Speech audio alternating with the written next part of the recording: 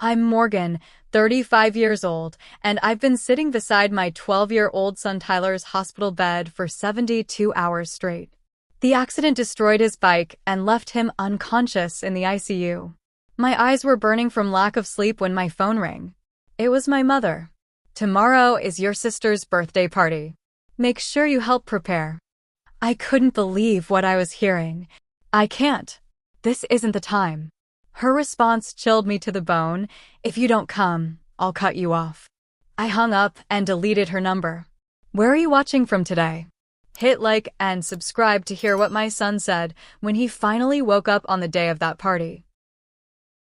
Growing up in our pristine suburban home in Connecticut, I learned early that perfection was the only acceptable standard. My mother, Barbara, ruled our household with impossible expectations and conditional love. From the beginning, it was clear that my younger sister Vanessa was the golden child. With her natural talent for piano, straight A report cards, and effortless social grace, she embodied everything my mother valued. I wasn't a bad kid by any measure. I got decent grades, played soccer, and kept out of trouble. But in Barbara's eyes, I was perpetually insufficient. "Why can't you be more like your sister?" became the soundtrack of my childhood. If Vanessa brought home an A, my B+ was a disappointment. If she won first place in the talent show, my third-place soccer tournament trophy barely earned a glance. Dad worked long hours at his accounting firm and often traveled for business. When he was home, he tried to buffer Mom's criticism, but he was no match for her iron will. "Your mother just wants what's best for you, Morgan," he'd say with a tired smile. But what she thought was best for me was becoming a carbon copy of Vanessa. By high school, I'd given up trying to compete. Instead, I focused on finding my own path. I discovered photography, capturing moments of authentic beauty rather than manufactured perfection. I volunteered at the local animal shelter, finding comfort in the unconditional affection of abandoned dogs and cats. Through these outlets, I started building an identity separate from the comparative shadow of my sister. Then I met David during my sophomore year of college. He was studying engineering on an ROTC scholarship, with plans to join the Army after graduation. David saw me for who I really was. He loved my candid photographs, laughed at my dorky jokes, and never once compared me to anyone else. For the first time, I felt truly valued. When I told my parents about our engagement at 22, my mother's reaction was predictably cold. "You're throwing away your future for a military boy? What about graduate school?" She couldn't understand that I'd found something more valuable than the prestige she craved. David's family welcomed me with open arms, Sunday dinners full of laughter and genuine conversation. We married despite my mother's disapproval. She attended the wedding with a tight smile, criticizing everything from the modest venue to my simple dress. Dad slipped me an envelope with a check, whispering, "I'm proud of you, kiddo," when Mom wasn't looking. Tyler came along a year later, a perfect baby boy with David's curly hair and my green eyes. Even Barbara seemed to soften around him, though she couldn't resist suggestions about his care. "You're holding him too much, Morgan. You'll spoil him." Or, "That pediatrician doesn't seem very experienced. You should see Dr. Roberts instead." For 7 years, we made it work. David deployed twice, and during those long months, I sometimes relied on my parents for help with Tyler. Each time, it came with strings attached and streams of criticism about my parenting, my career choices as a part-time photographer, and my cluttered apartment. Then came the day that shattered our world. 2 officers at my door, solemn faces, a folded flag. David wouldn't be coming home from Afghanistan. Just like that, I was a 29-year-old widow with a 5-year-old son who couldn't understand why Daddy wasn't answering his video calls anymore. Grief consumed me, but Tyler needed stability. I moved us to a smaller apartment, took a steady job as a school administrative assistant, and learned to be both mother and father to my bewildered little boy. David's life insurance and military benefits kept us afloat financially, but emotionally, we were drowning. My mother's response to our tragedy was to intensify her control. "You should move back home, Morgan. You can't raise a boy alone." When I refused, she found other ways to undermine me. She'd buy Tyler expensive gifts I couldn't afford, then remind him Mommy can't give you these things, but Grandma can. She'd schedule activities during my limited time with him, then make me the villain when I objected. Meanwhile, Vanessa's life continued its picture-perfect trajectory. She married a successful dentist, had twin girls, and lived in a house that belonged in a magazine. Every family gathering became an opportunity for Barbara to highlight the contrast between our lives. Vanessa's girls are already reading at a third-grade level. Is Tyler still struggling with math? Or look at this beautiful vacation photo from their trip to Europe. When was the last time you took Tyler anywhere special, Morgan? Still, I maintained the relationship for Tyler's sake. He loved his cousins, and occasionally, when my mother wasn't actively criticizing me, we had moments that almost felt like family. Dad continued to be my quiet ally, slipping me encouraging notes or calling just to check in when Mom wasn't around. The years passed in this uneasy balance. Tyler grew from a grief-stricken 5-year-old into a thoughtful, resilient 12-year-old with his father's kind heart and determined spirit. We developed our own traditions and support systems. My coworkers became friends who understood my single mom struggles. David's parents, though living in Arizona, maintained a loving long-distance relationship with their grandson through weekly video calls and summer visits. Gradually, Tyler and I built a new normal. The raw wound of David's absence slowly transformed into a tender scar. We still missed him terribly, but we could talk about him without breaking down, sharing memories and keeping his spirit alive in our small family of 2. In recent months, things had actually been looking up. I'd been promoted at work, giving us a bit more financial breathing room. Tyler had joined the school science club and found his passion for robotics. We'd even planned a special trip to Washington, D.C. for spring break, our first real vacation in years. What I didn't realize was that our fragile peace with my mother was about to be tested in ways I never imagined. And when the moment of truth arrived, I would finally have to decide, would I continue the cycle of seeking approval I'd never receive, or would I find the courage to protect what mattered most, even at the cost of family ties?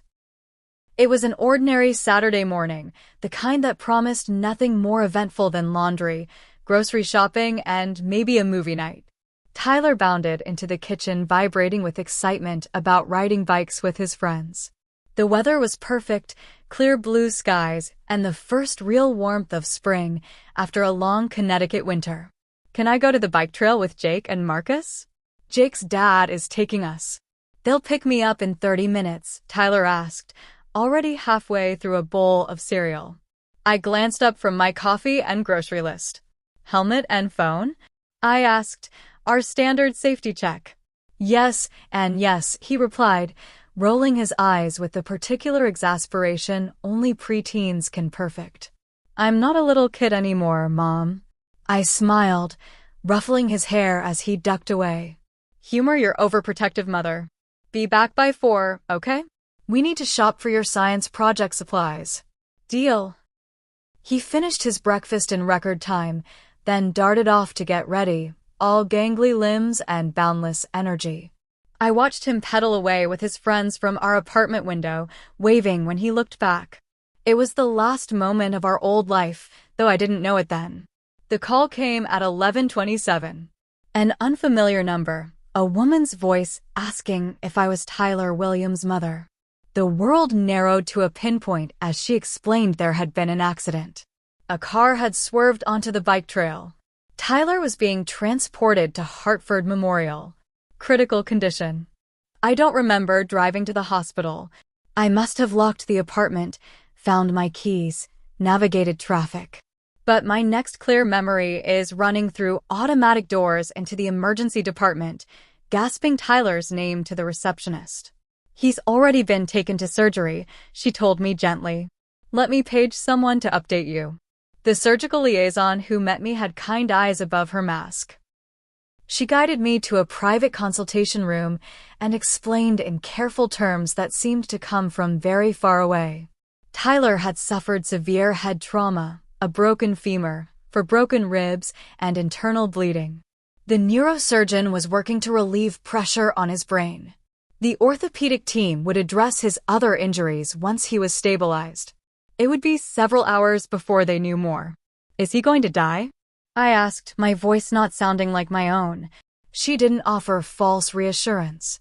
He's very seriously injured. The next 24 hours are critical. But he's young and was healthy before the accident. That's in his favor. She left me with paperwork to fill out, medical history questions swimming before my eyes. I called my father, barely coherent through my tears. He promised to come right away. Then I sat in the surgical waiting room, surrounded by other anxious families, and did the only thing I could do. I waited. Tyler was in surgery for 6 hours. 6 hours of pacing, crying silently, praying to a God I wasn't sure I still believed in after losing David. 6 hours of bargaining, promising anything if only my son would live. When the surgeon finally appeared, his face was grave. The operation had stopped the bleeding in Tyler's brain, but significant swelling remained. They'd placed him in a medically induced coma to give his brain time to heal. He was being transferred to the pediatric intensive care unit. I could see him soon, but I needed to prepare myself. There would be tubes, machines, bandages. He wouldn't look like the boy who had ridden away that morning. The next 48 hours will tell us a lot, the doctor said. I wish I could give you certainties, Ms. Williams, but head injuries are unpredictable. We just have to wait and see. My father arrived just as they were settling Tyler in the ICU. He wrapped his arms around me, and I broke down completely, sobbing against his shoulder like I hadn't done since I was a child. It's okay, Morgan, he whispered. You're not alone. When we were finally allowed in to see Tyler, the shock nearly brought me to my knees. My vibrant, energetic son lay motionless amid a tangle of tubes and wires. His head was partially shaved and bandaged. A ventilator breathed for him. Monitors beeped steadily, the only indication that he was still with us. His face, what I could see of it, was swollen and bruised beyond recognition. I approached his bedside cautiously, afraid to disturb any of the equipment keeping him alive. The nurse, Susan, gently guided me to the chair beside him. You can touch his hand, she said. Talk to him. Many coma patients can hear even if they can't respond. So I took his small hand in mine, careful of the foreline, and began to talk. I told him about the robot kit waiting for him at home. I reminisced about the Halloween when he insisted on being an engineer astronaut like his dad wanted to be. I promised him trips to every science museum in the country once he recovered. I kept talking even when my throat was raw, afraid that if I stopped, some tenuous connection between us might be lost. Dad stayed until evening, then reluctantly left to update my mother, who hadn't bothered to come. She's organizing some church function, he explained apologetically. She sends her prayers. I nodded, too exhausted to feel the hurt that would come later. That first night established the pattern of the next 3 days. I refused to leave Tyler's side except for the briefest bathroom breaks. The ICU staff brought me blankets for the reclining chair, offered to arrange cot in the family room, but I couldn't bear to be away from him. Every beep of the monitors, every slight change in his condition sent my heart racing. What if he woke up confused and afraid without me there? What if he took a turn for the worse and I wasn't by his side? The doctors made their rounds, adjusting medications, checking reflexes, explaining test results in terms I struggled to comprehend through my fog of fear and exhaustion. The nurses became my lifeline, explaining what the doctors had said in simpler terms, showing me how to interpret the monitors, bringing me coffee and occasionally gentle pressure to eat something. Jake's parents came, bringing my laptop and some clothes from my apartment. Jake himself stood in the doorway, pale and shaken, unable to look directly at Tyler. It's not your fault, I told him, though neither of us believed it yet. My coworkers organized a meal train, dropping off containers of food I barely touched. Tyler's science teacher brought a card signed by his entire class. David's parents called from Arizona, offering to fly out immediately. I asked them to wait until we had more news, not wanting them to face the same agonizing uncertainty I was living through. As the second day bled into the third, tiny hopeful signs emerged. Tyler's intracranial pressure readings stabilized. His oxygen levels improved. The doctor cautiously decreased his sedation, watching for signs of consciousness. But still, my son didn't wake up. By the third afternoon, 72 hours after the accident, I was operating on pure adrenaline and fear. I hadn't properly slept, had barely eaten, and had cried until it felt like there couldn't possibly be any tears left. Susan, now on her second shift with us, gently suggested I at least go to the family shower room to freshen up. 20 minutes, Morgan, she insisted kindly. I'll stay right with him. If anything changes, anything at all, I'll come get you immediately. I reluctantly agreed, gathering the clean clothes my coworker had brought. It was as I was standing to leave that my phone rang. My mother's name appeared on the screen. After 3 days of silence, she was finally calling. Relief washed over me. Maybe she was coming to help after all. Maybe she'd finally realized the severity of the situation. I had no way of knowing that this call would be the breaking point in a lifetime of broken expectations. I answered the phone with a surge of gratitude, stepping just outside Tyler's room to avoid disturbing him. Mom, thank you for calling. It's been so hard. Morgan. My mother's voice had that crisp, efficient tone she used when delegating tasks. I'm finalizing the arrangements for Vanessa's birthday dinner tomorrow. I need you to come over early to help prepare. Around 2 should work. For a moment, I thought I'd misheard her. Surely she couldn't be talking about a birthday party when her grandson was lying unconscious in intensive care. Mom, I can't leave the hospital. Tyler is still in critical condition. I spoke slowly, thinking perhaps she didn't understand the gravity of the situation. He hasn't woken up yet. I understand that, Morgan, she replied with a hint of impatience. But the doctors and nurses are taking care of him. There's nothing you can do by just sitting there, and this is important to your sister. Vanessa has been planning this dinner for months. The hallway seemed to tilt slightly as the full impact of her words hit me. 3 days of terror and exhaustion had worn my defenses thin, and I couldn't muster my usual placating response. My son might be dying, I said, my voice rising despite my effort to stay calm. Tyler, your grandson. He was hit by a car. He has brain swelling and internal injuries. I'm not leaving him to arrange finger sandwiches for Vanessa. There's no need to be dramatic, my mother sniffed. Tyler is getting the best medical care, and your constant hovering isn't going to change his condition. Family obligations don't disappear just because you're facing challenges. Challenges? I repeated incredulously. This isn't a flat tire or a broken dishwasher, Mom. My son is fighting for his life. And he will continue to do so whether you're sitting in that depressing hospital or not, she countered. Meanwhile, your sister will be devastated if you miss her birthday. You know how sensitive she is. The familiar guilt tactics washed over me. All my life, I'd been conditioned to put Vanessa's feelings above my own, to make allowances for her sensitivity, while my own pain was dismissed as overreaction. But this wasn't about me anymore. This was about Tyler.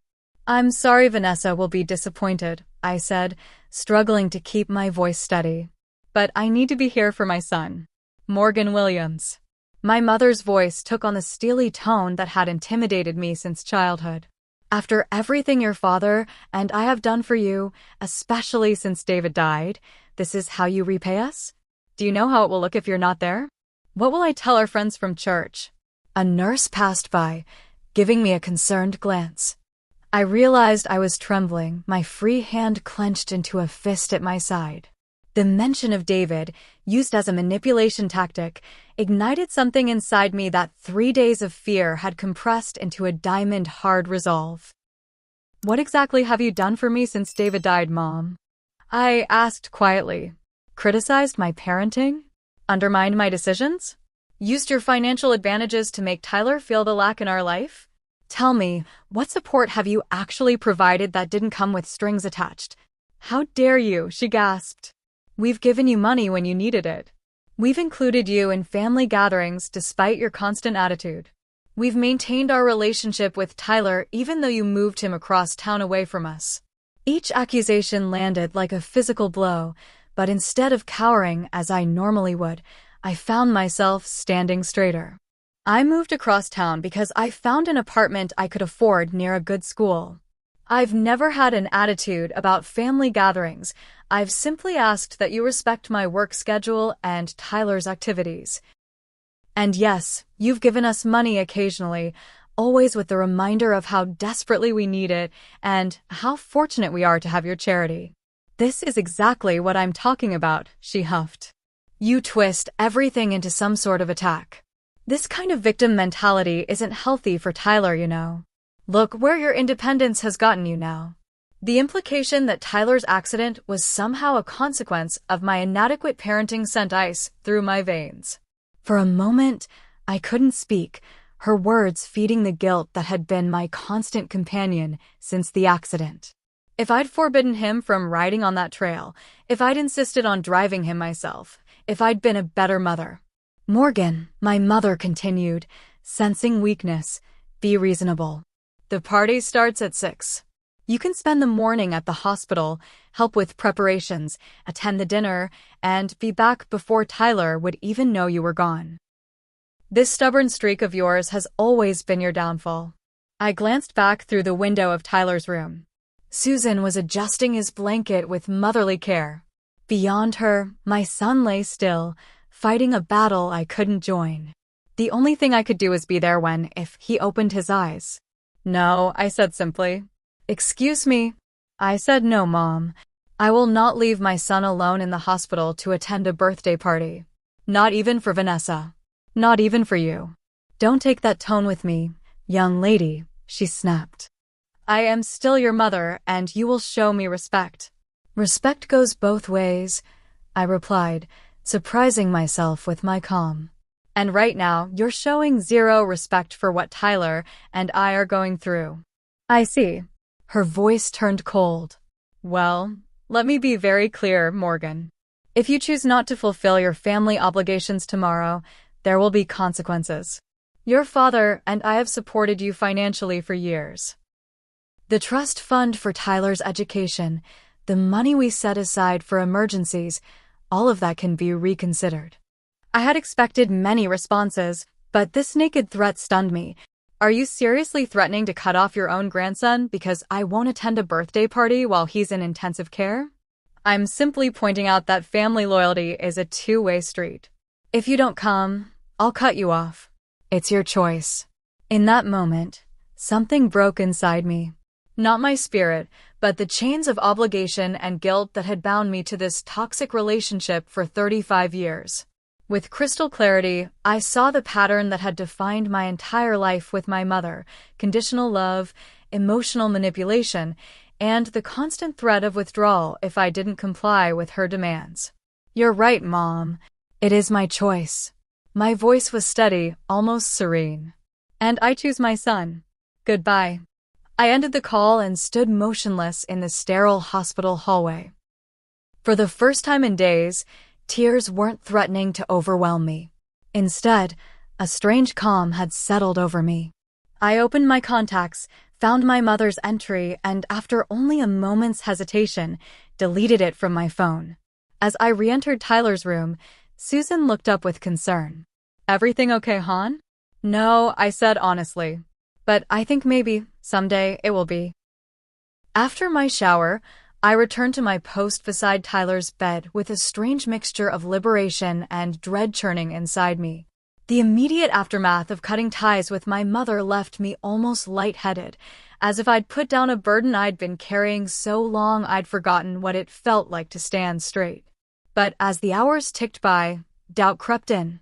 The beeping monitors and hiss of Tyler's ventilator created a rhythmic backdrop to my spiraling thoughts.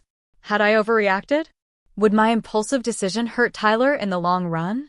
The trust fund my parents had established for his college education wasn't enormous, but it represented security I couldn't provide on my own.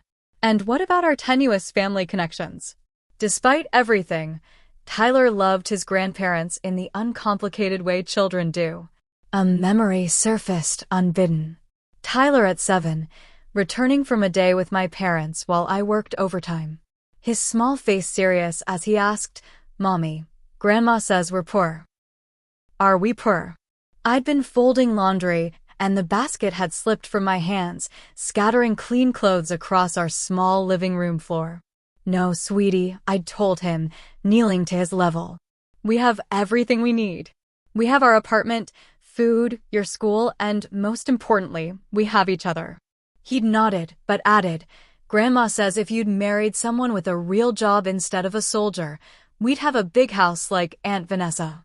The memory still stung, not just for the casual cruelty of disparaging David's military service, but for the confusion it had caused Tyler. I'd spent that evening reassuring him that his father was a hero, that our life was valuable exactly as it was. But the seed of doubt had been planted, and over the years, similar comments had watered it. Susan returned from her break, checking Tyler's vitals and recording them in her chart. "His numbers are looking better," she observed. "Blood pressure's stabilizing nicely. Is that a good sign?" "For waking up, I mean." I asked the same question I'd been asking for days. "It's definitely not a bad sign," she replied with the careful optimism I'd come to appreciate. "His body is healing. The brain takes its own time, but everything I'm seeing suggests he's moving in the right direction." After she left, I took Tyler's hand again. "I don't know if I did the right thing, buddy," I whispered to him. "But I couldn't leave you. Not for anything or anyone."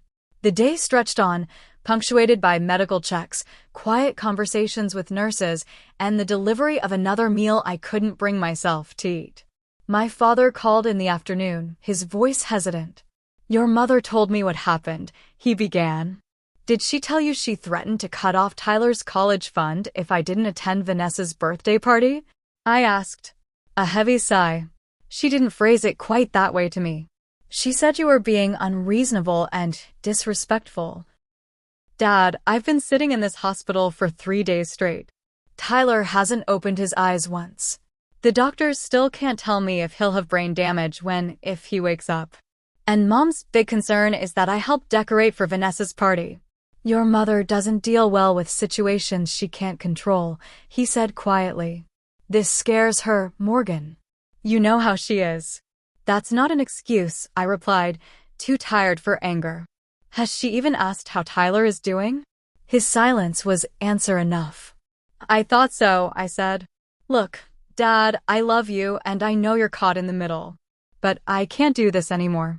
Not while Tyler needs me to be completely present for him." "I understand," he said, and I thought maybe he actually did. "I'll check on you tomorrow." After we hung up, my mind drifted to earlier conflicts with my mother, searching for patterns I'd been too close to see. There was my high school graduation when she'd criticized the dress I'd saved up to buy because it wasn't the one she would have chosen. My college scholarship diminished because community college doesn't really count. My wedding, which she'd attended with visible displeasure, later telling relatives that she'd tried to talk sense into me about marrying so young. Then there was the aftermath of David's death. She'd arrived at my apartment the day after the funeral, armed with real estate listings in their neighborhood. "You can't possibly stay here now," she declared, as if the decision had already been made. When I'd explained that Tyler needed stability, that uprooting him from his school and friends would only add to his trauma, she'd accused me of being stubborn and ungrateful. The pattern was always the same. My choices were wrong because they weren't her choices. My priorities were misguided because they differed from hers. My life was inadequate because it didn't match her vision for me. A hospital chaplain stopped by in the early evening, offering spiritual support. I wasn't particularly religious, but something about his gentle presence broke through my isolation. "I just cut ties with my mother," I found myself telling him. In the middle of all this, with my son so sick, I deleted her number from my phone. Instead of the judgment I half expected, he nodded thoughtfully. "Crisis has a way of clarifying what's truly important," he said. "And sometimes it gives us the courage to make difficult decisions we've been avoiding." But what if I'm punishing Tyler for my issues with my mother? The college fund, the family connections. "May I offer a perspective?" he asked, and when I nodded, continued, "From what you've told me, your mother was using financial support as a tool of control. That's not a gift, it's a transaction. And transactions always come with terms and conditions." His words resonated with something deep inside me. All these years, I'd been accepting my mother's help while ignoring the invisible strings attached to every dollar, every interaction. As for family connections, he went on, healthy relationships build us up. They don't tear us down. What lesson would your son learn if he saw you abandon him in his time of greatest need in order to please someone who shows so little regard for either of you? Put that way, the answer seemed clear. Yet as night fell and the hospital quieted, doubt returned. The nurse had convinced me to try sleeping in the family room's proper bed for a few hours while she watched over Tyler. Lying in the unfamiliar room, staring at the ceiling, I replayed every word of the conversation with my mother. Had I been too harsh? Should I have simply explained again how serious Tyler's condition was? But I had explained, I reminded myself. I'd been explaining my needs and boundaries to my mother my entire life, and she had consistently disregarded them. Still, the prospect of being truly cut off from my family sent waves of anxiety through me. The modest inheritance I'd someday receive from my parents represented security I couldn't provide on my own. The family home where I'd grown up, despite the complicated emotions attached to it, was still part of Tyler's heritage. Was I throwing away his birthright because of my own wounded pride? No, I decided as exhaustion finally pulled me toward sleep. This wasn't about pride. It was about breaking a cycle of emotional manipulation that would otherwise eventually ensnare Tyler too. If my son was going to heal and thrive, he needed a mother who modeled self-respect and healthy boundaries. Tomorrow would be Vanessa's birthday, and for the first time in my life, I wouldn't be there arranging flowers, addressing place cards, or deflecting my mother's criticisms. Whatever consequences came from that decision, I would face them for Tyler's sake. And maybe, just maybe, for my own. I woke from fitful sleep to the gentle nudge of the day nurse, Kelly.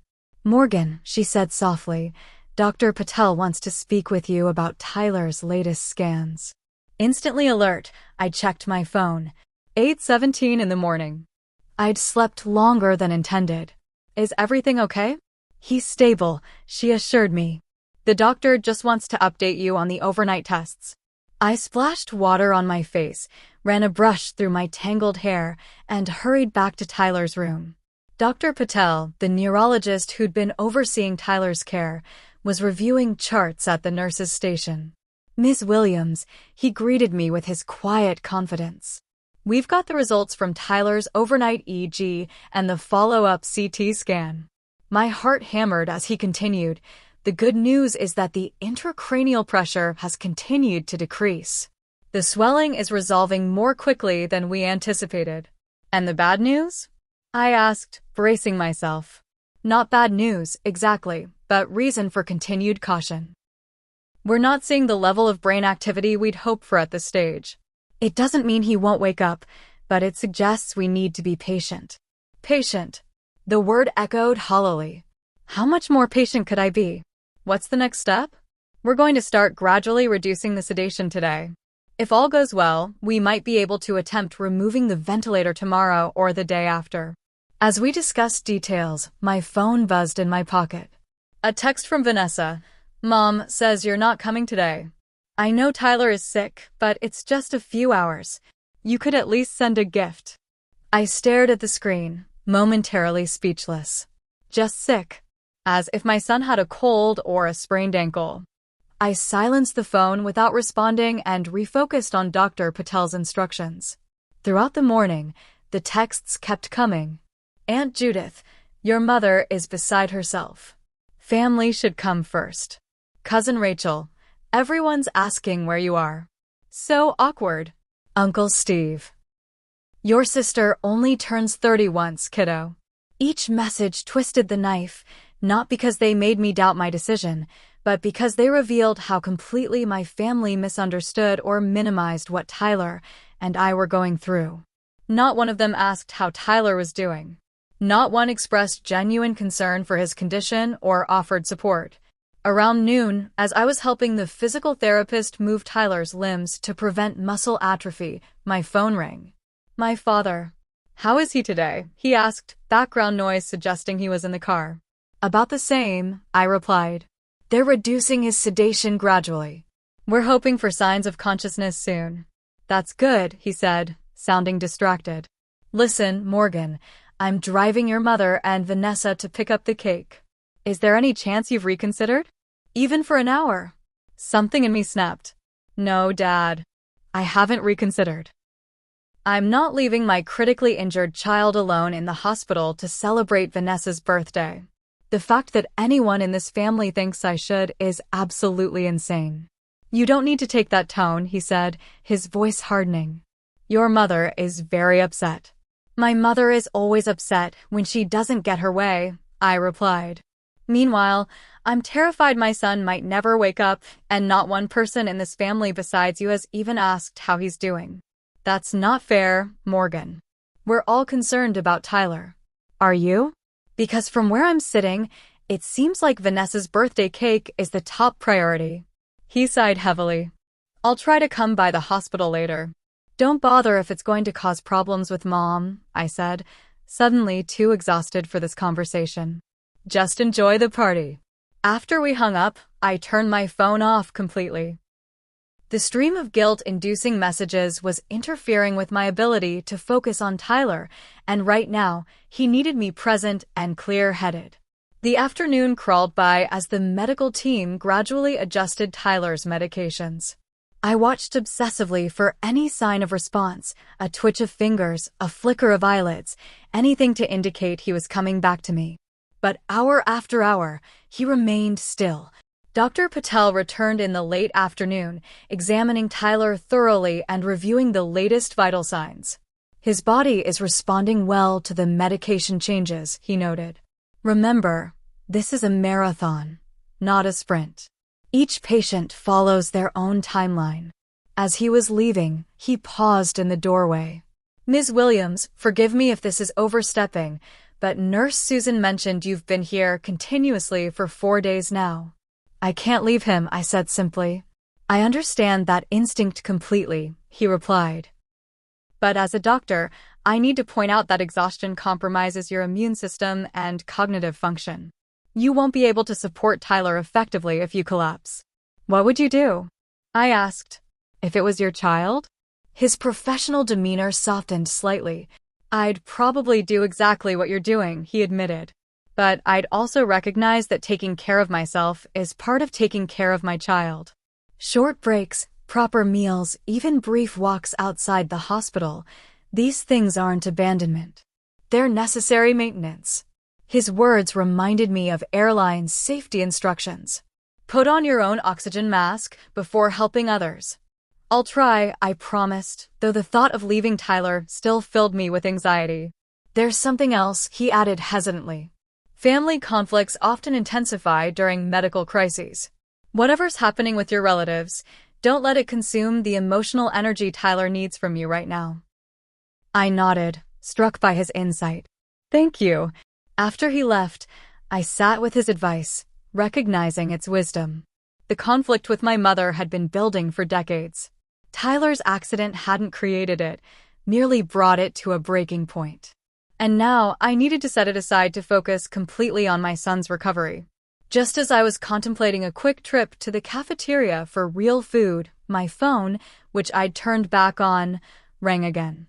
Vanessa's husband, Richard. Morgan, he began without preamble, this has gone far enough. Your sister is in tears. Your mother is having one of her migraines. You've ruined the entire day. Richard, my son is in a coma, I said, keeping my voice low despite the anger bubbling up. I'm sorry Vanessa is upset, but my priority has to be Tyler right now.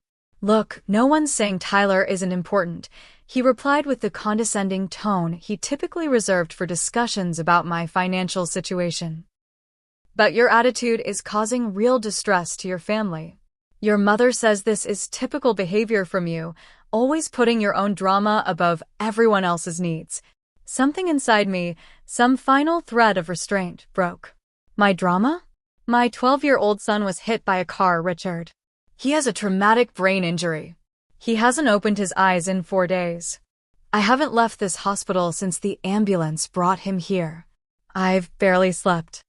I'm terrified he might die or wake up with permanent damage. And you're calling that drama? That's not what I meant, he backpedaled. Of course Tyler's accident is serious. But you know how important these family gatherings are to Barbara. Surely you could have compromised somehow. Compromise? I repeated incredulously. What exactly would that look like, Richard? Should I leave my unconscious son alone so I can help arrange Vanessa's birthday flowers? Should I abandon him when he might wake up confused and frightened, just to keep my mother happy? Tell me, what compromise would you suggest if it was one of your children lying here? His silence told me everything I needed to know. That's what I thought, I continued, my voice steadier now. Let me be absolutely clear. I love my sister. I'm sorry she's upset on her birthday. But I will not leave my son's bedside for a party, and the fact that anyone in this family expects me to do so tells me everything I need to know about where Tyler and I stand in the hierarchy of importance. You're being melodramatic, he tried again, but with less conviction. No, Richard, for the first time in my life, I'm seeing things exactly as they are. Please don't call again unless it's to ask how Tyler is doing or to offer actual support. I ended the call and turned to find Kelly standing in the doorway with wide eyes. I'm sorry, I said, embarrassed by my outburst. Family stuff. Never apologize for standing up for your child, she replied firmly. In my 15 years of nursing, I've seen all kinds of family dynamics play out in these rooms. Trust me, you're doing the right thing being here. Her validation meant more than she could know. Thank you. Now, she continued briskly, I'm ordering you to go to the cafeteria and eat an actual meal while I sit with Tyler. Doctor's orders. 20 minutes, minimum. For the first time in days, I felt the ghost of a smile cross my face. Yes, ma'am. The hospital cafeteria was relatively quiet at 5 in the afternoon, between the lunch and dinner rushes. I selected a sandwich and soup, then sat by a window overlooking the parking lot. Outside, life continued normally. People came and went, completely unaware that my entire world was contained in a small ICU room 4 floors above. As I ate mechanically, I checked the time. 5:20. Vanessa's party would be starting soon. For a moment, I pictured the familiar scene, my mother's immaculate dining room, the table set with her best china, Vanessa holding court as the guest of honor. For the first time in my adult life, I wouldn't be there in my assigned supporting role. Strange as it seemed, amid all the fear and exhaustion, I felt an unfamiliar sense of peace about that decision. The oxygen mask metaphor came back to me. By refusing to abandon Tyler, I wasn't just caring for him. I was finally putting on my own mask first after years of oxygen deprivation. I had just finished eating when my phone rang. Kelly's number. My heart lurched as I answered. Morgan, she said urgently, you need to come back right now. Tyler's monitors are showing changes. I was already running for the elevator. Changes? Is he okay? Just get here, she replied. Hurry. I raced back to Tyler's room, my heart pounding so hard I could feel it in my throat. The elevator seemed agonizingly slow, stopping at every floor despite my frantic button pressing. When it finally reached the pediatric ICU, I sprinted down the hallway, dodging a meal cart and nearly colliding with an orderly. Outside Tyler's room, I paused for a split second, terrified of what I might find inside. Had he taken a turn for the worse? Was this the moment I'd been dreading, when the doctors would tell me they'd done everything they could? Drawing a deep breath, I pushed open the door. Kelly was bent over Tyler's bed, adjusting something on one of the monitors. She looked up as I entered, her expression unreadable. "His EEG patterns changed," she said. "I called Dr. Patel. He's on his way." "What does that mean?" I asked, moving to Tyler's side. He looked the same, still and pale among the tubes and wires. "Is it bad?" "Not necessarily," she replied cautiously. "There's increased brain activity. It could be a positive sign." I took Tyler's hand, careful of the foreline. "Tyler? Sweetheart, it's Mom.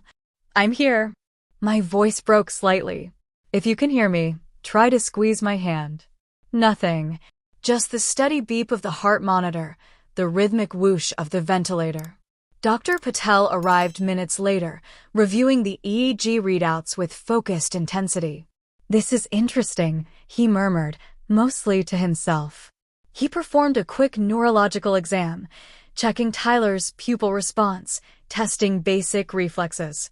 "Ms. Williams," he said finally, "there are definite changes in Tyler's brain activity patterns. We're seeing waves consistent with lighter states of unconsciousness." "He's waking up?" I hardly dared to hope. "Let's not get ahead of ourselves," he cautioned. "But this is a positive development. I'm going to order a reduction in his sedation. If he continues to progress, we might see more responsiveness in the coming hours." "Hours?" I repeated, clinging to the word. "Potentially," he nodded. "But I want to emphasize that emerging from a coma isn't like waking up from sleep. It's usually a gradual process with ups and downs. Try to manage your expectations." After he left, I resumed my vigil beside Tyler, talking to him continuously, telling him about the robot kits waiting at home, promising trips to the science museum, anything to give him a connection to follow back to consciousness. The light outside faded as evening settled in. Vanessa's party would be in full swing now, I thought absently. The gifts would have been opened, the cake cut. For the first time in my life, I'd chosen my own path instead of the one my mother had prescribed, and despite everything, it felt right. Around 8:30, as Kelly was performing her hourly check of Tyler's vitals, I noticed a slight movement. His fingers twitched against mine. "Did you see that?" I gasped. Kelly immediately checked the monitors. "His heart rate's up slightly," she noted. "Tyler? Can you hear me?" Another twitch, this time accompanied by a slight furrow of his brow. I leaned closer, hardly daring to breathe. "Tyler? Sweetheart, it's Mom. You're in the hospital. You're safe." His eyelids fluttered. Just a quick movement, but unmistakable. "I'll get Dr. Patel," Kelly said, already reaching for the phone. The next 45 minutes passed in a blur of medical personnel, tests, and cautious optimism. Tyler's eyes fluttered several more times. His hand definitely squeezed mine, weakly but purposefully. The ventilator, which had been breathing for him since the accident, registered his attempts to initiate breaths on his own. "These are all excellent signs," Dr. Patel assured me. "He's fighting his way back." By 10 o'clock, the room had quieted again. The night shift nurse, Marcus, had taken over from Kelly, continuing the reduced sedation protocol Dr. Patel had ordered. I sat holding Tyler's hand, afraid to look away for even a moment lest I miss some new sign of awakening. It happened during a moment of perfect stillness. One moment Tyler was motionless, the next his eyes opened. Not a flutter, not a momentary glimpse, but a sustained gaze, unfocused at first, then gradually settling on my face. "Tyler," I whispered, tears immediately spilling down my cheeks. "Can you hear me?" He blinked slowly, confusion evident in his expression. The ventilator tube prevented him from speaking, but his eyes tracked my movement as I leaned closer. "You're in the hospital, sweetheart. There was an accident, but you're going to be okay. I'm right here." His hand tightened weakly around mine. Marcus noticed the change and immediately came to check the monitors. "Well, hello there, young man," he said with a warm smile. "You've been keeping us on our toes." The next several minutes were a flurry of activity as Marcus paged Dr. Patel and performed a quick neurological assessment. Tyler remained awake, his eyes sometimes drifting closed with exhaustion, but reopening when we spoke to him. He seemed to understand simple instructions, squeezing hands on command and tracking movements with his eyes. "Don't try to talk with the tube in," Marcus explained to Tyler. "The doctor will evaluate whether we can remove it soon. Just rest and let your body heal." When Dr. Patel arrived, his face broke into the first genuine smile I'd seen from him. "This is excellent," he said after examining Tyler. "He's showing good neurological responses. If he continues to improve overnight, we can consider extubation tomorrow morning." After the doctor left, I sat beside Tyler, overwhelmed with relief. "Mom, don't cry," Tyler mouthed around the ventilator tube, his eyes concerned despite his own condition. I laughed through my tears, stroking his hair gently. "These are happy tears, buddy. I'm just so glad to see those eyes open." He drifted in and out of consciousness over the next few hours, each awakening slightly longer and more alert than the last. During one lucid period, he mouthed a question I couldn't quite interpret. "Grandma?" Marcus suggested, more experienced at reading lips around ventilator tubes. Tyler nodded slightly, wincing at the movement. "Grandma and Grandpa know you're here," I told him, sidestepping the full truth. "Everyone's been very worried about you." He seemed satisfied with that answer, his eyes drifting closed again. I exchanged a glance with Marcus, who gave me an understanding nod. The full complexity of family dynamics could wait until Tyler was stronger. By morning, Tyler's improvement was remarkable. He was consistently awake for longer periods, responsive to questions, and showing good neurological function.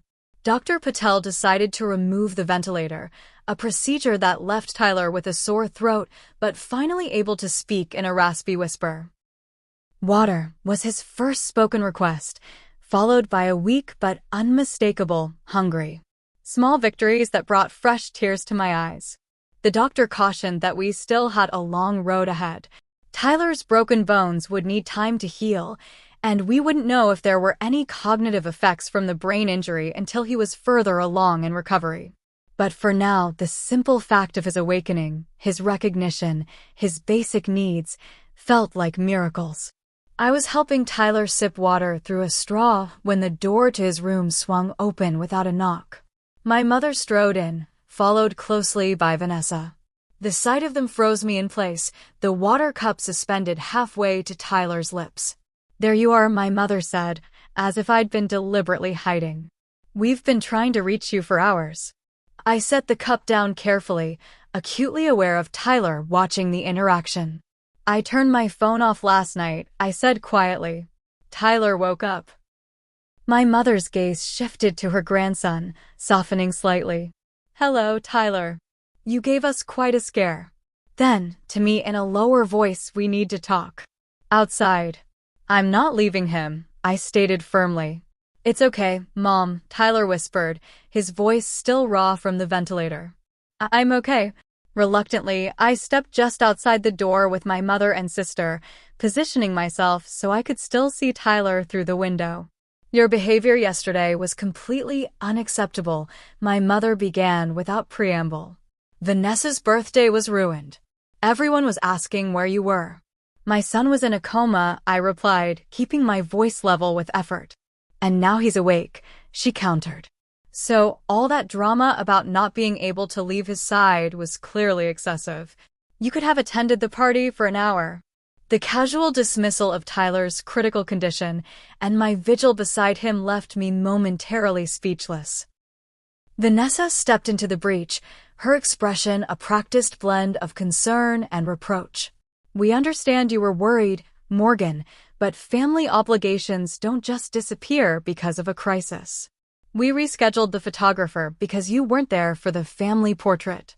"A photographer?" I repeated slowly, the absurdity of their priorities suddenly crystal clear. "My son nearly died, and you're upset about a photo opportunity." "Don't be so melodramatic," my mother scoffed. The doctors were taking care of him. Your presence wasn't medically necessary. Something inside me shifted, like tectonic plates finding a new arrangement.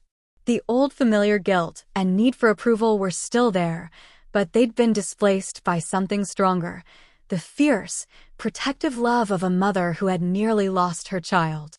Let me be very clear, I said, my voice steady despite the anger coursing through me. Tyler woke up last night, not because of medical intervention, but because he was fighting his way back. He opened his eyes and saw me, his mother, beside him where I had promised to be. Not at a birthday party, not posing for photos, but right where he needed me. Morgan Williams, don't you take that tone with me, my mother warned, drawing herself up to her full height. After everything your father and I have done for you and Tyler, this is the gratitude we get? The disrespect. What exactly have you done, Mom? I asked, surprising myself with my calm. You've criticized my parenting, undermined my decisions, used money as a weapon, and now, when my child is seriously injured, your biggest concern is that I missed a party. So please, tell me what gratitude you feel entitled to. Vanessa gasped at my unprecedented defiance. My mother's face hardened into the expression I'd feared my entire life, the look that preceded punishment, withdrawal, cold silence. I see you've made your choice, she said icily. Don't expect any further financial support from us.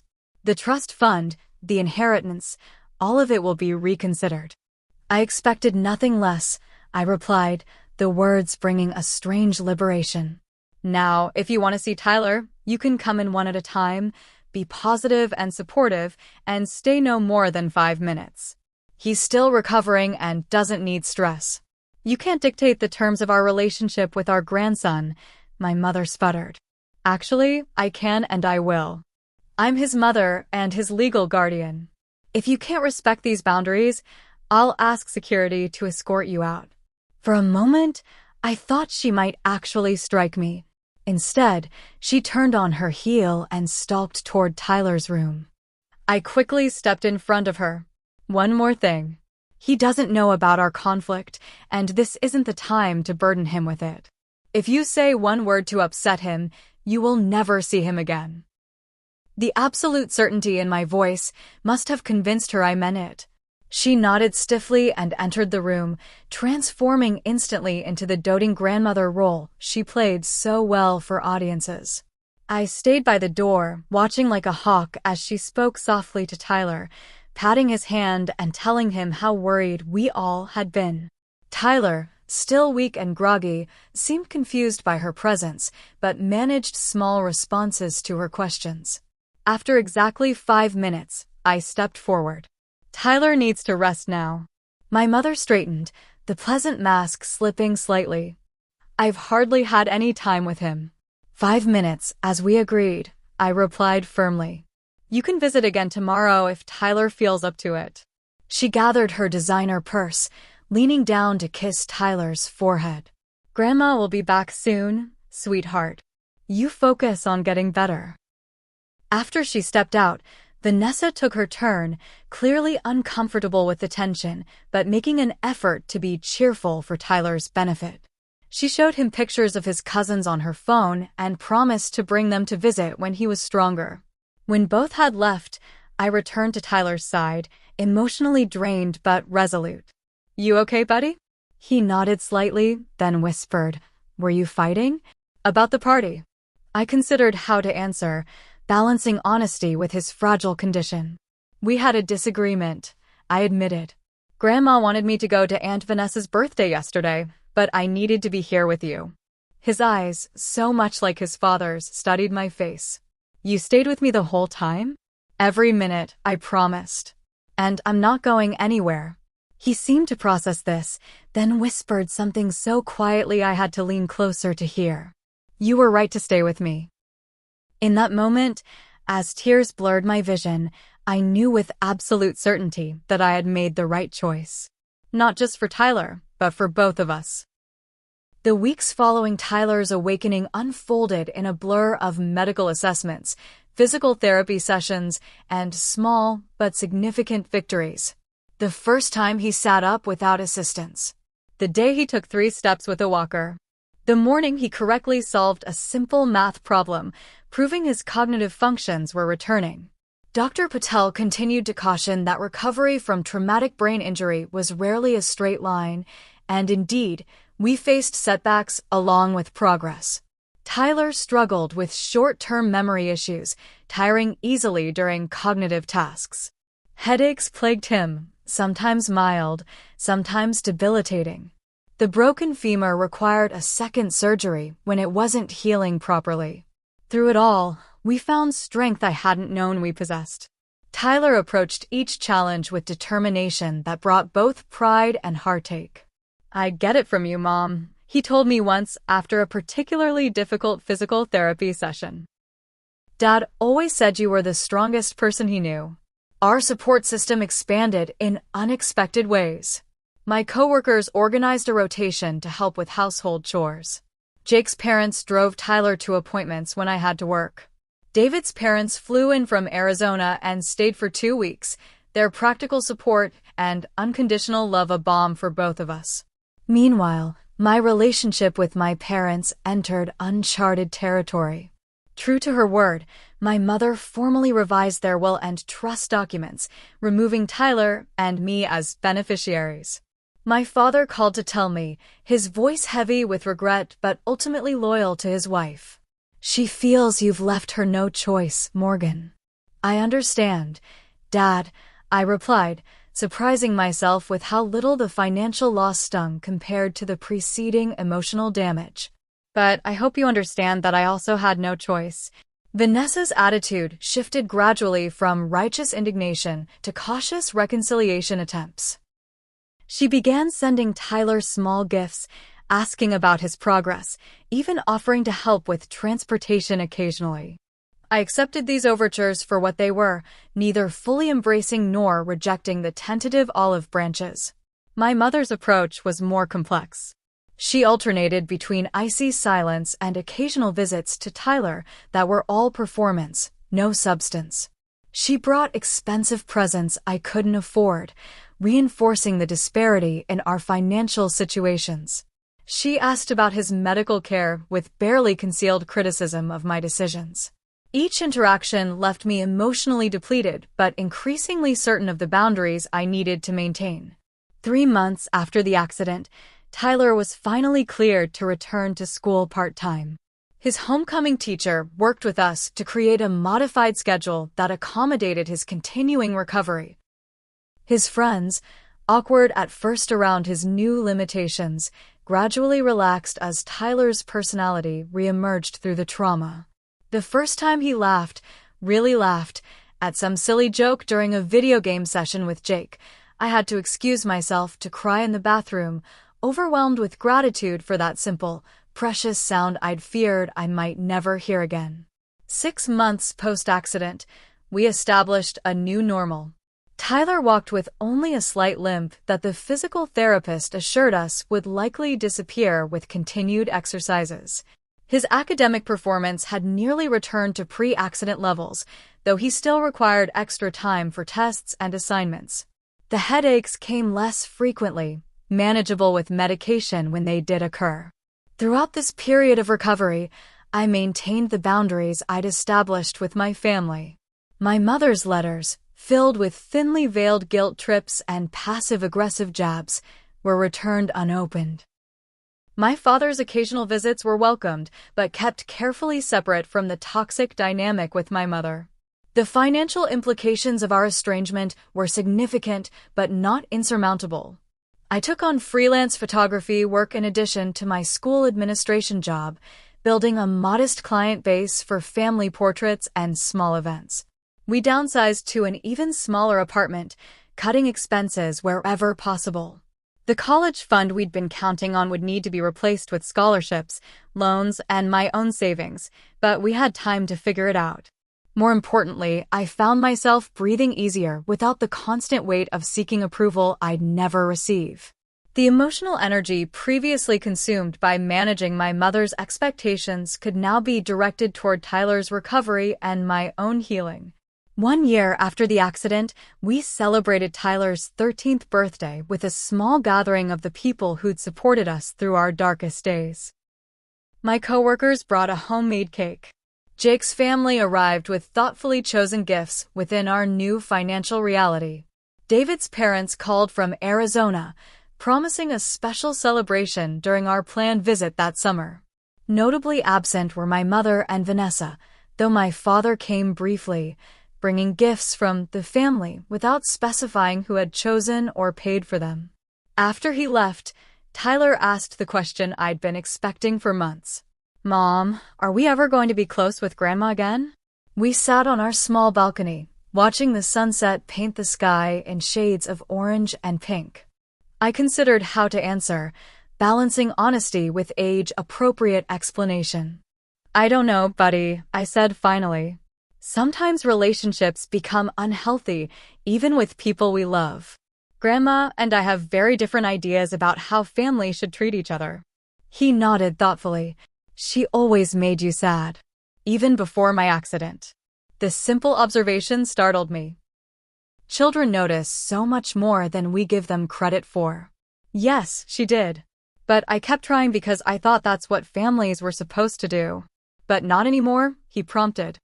"I've learned that real family supports you without conditions," I explained. "They show up when you need them most. They respect your choices even when they disagree. And sometimes, the family we choose is more reliable than the family we're born into." He considered this, absently rubbing the scar on his arm from one of his surgeries. "Like Jake's parents bringing me to therapy when you had to work? Or your friends from school bringing dinner every night that first month?" "Exactly like that," I smiled. "Those actions show real love, not just words." "Dad would be proud of you," Tyler said suddenly. "For being brave and standing up for yourself. For taking care of me." The unexpected statement brought tears to my eyes. "I think he'd be even more proud of you, Tyler. The way you fought to recover, how hard you've worked, how brave you've been through all of this." We sat in comfortable silence for a few minutes before Tyler spoke again. "I don't need Grandma's money for college. I'm going to get scholarships. And maybe I can work while I study like Dad did." His resilience and determination never failed to amaze me. "That's the plan," I agreed. "And we have 5 years to figure it out. We'll make it work, just like we always do." As the sky darkened and stars began to appear, I reflected on how far we'd come from those terrifying days in the ICU. The path had not been easy, and we still faced challenges ahead. But we had found strength neither of us knew we possessed, built a support network based on genuine care rather than obligation, and learned that sometimes setting boundaries, even painful ones, was an act of self-preservation rather than selfishness. Tyler's accident had nearly broken me. My mother's ultimatum had forced me to choose between generational patterns of emotional manipulation and my own well-being. In choosing myself and my son, I had finally broken free from the chains of conditional love and approval-seeking that had defined my entire life. The trust fund was gone. The inheritance would never materialize. The family connections were strained or severed. But in their place, we had built something more valuable: authentic relationships, self-respect, and the knowledge that we could weather even the most devastating storms together. As Tyler dozed against my shoulder, exhausted from the day's celebration but content, I whispered the truth that had emerged from our ordeal. Sometimes the hardest choice is the right one, and the heaviest things to let go of are the ones weighing us down the most. Where would you draw the line between family obligation and self-preservation? Have you ever had to make a difficult choice to protect your mental health or your child's well-being? Please share your thoughts in the comments below, and if this story resonated with you, hit that like button and subscribe for more real-life experiences. Thank you for being part of this journey with me, and remember that sometimes the family we choose is the one that truly supports us through our darkest moments.